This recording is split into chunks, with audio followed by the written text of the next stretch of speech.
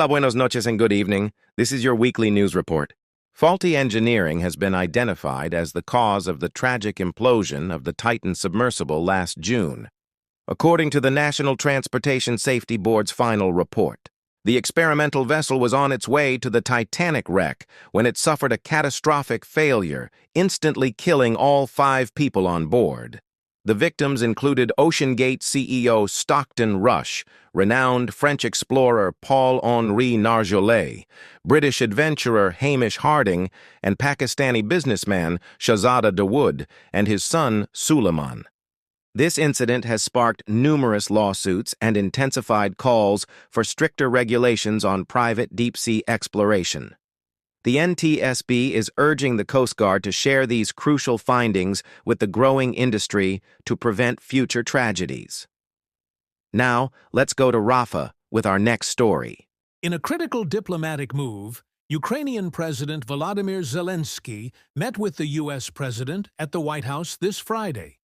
High on their agenda were Ukraine's requests for advanced military aid, specifically the long-range Tomahawk missiles, as Kyiv ramps up its efforts to counter the ongoing conflict with Russia. This meeting comes just a day after the president's phone call with Russian President Vladimir Putin, where Moscow issued a stern warning that supplying Tomahawks to Ukraine would be a major escalation of tensions. The week has been filled with significant signals from all sides.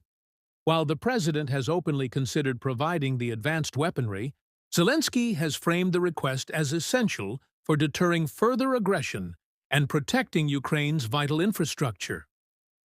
Striking a hopeful note, Zelensky also suggested that recent diplomatic successes, like the ceasefire in Gaza, could build momentum towards a resolution in Ukraine. Now, back to Pedro with our next top story.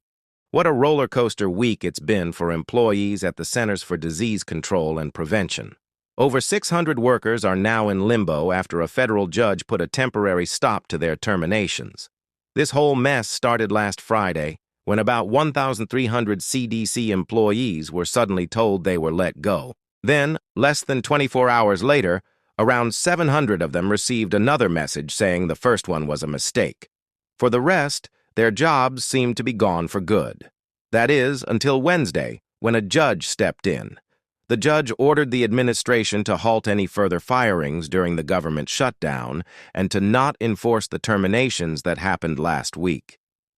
The cuts went deep, affecting the agency's HR staff, its entire Washington office that deals with Congress, and even its ethics office. It's a developing story and we'll keep you updated. Now here's Ariana with a look at your weather news.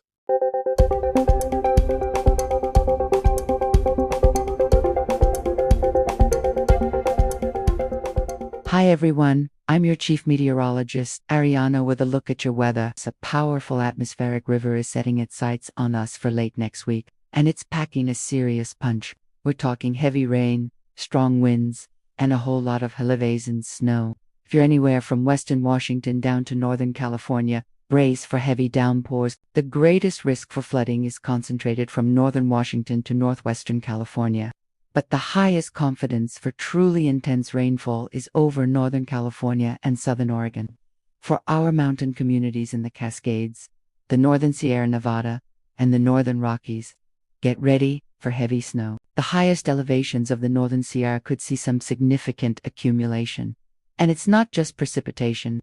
High winds are expected all along the coast and even inland across parts of Montana, Wyoming, and the Four Corners region. Travel will be difficult, so please plan ahead.